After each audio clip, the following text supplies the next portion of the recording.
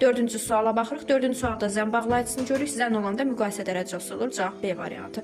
A variantı yazanların nəzərinə bir sözdə həm more sözü, həm də şəkilçisi ola bilməz. Cavabımız elə B variantıdır. Zən bağlayıcısı müqayisə.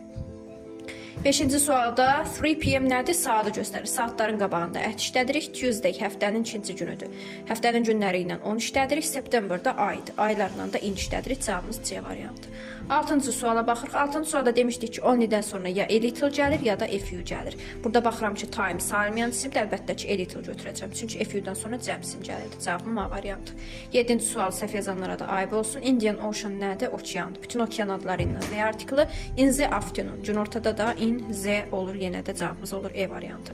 8-ci sual modal feillərlə bağlıdır. Baxıram ki, burada nə var? Was var. Was hansı zamanın göstəricisidir? Keçmiş zamanın. Mənə nə lazımdır? Keçmiş zamanda olan modal feil. O da bizə də nə? B variantında öz əksini tapmışdı.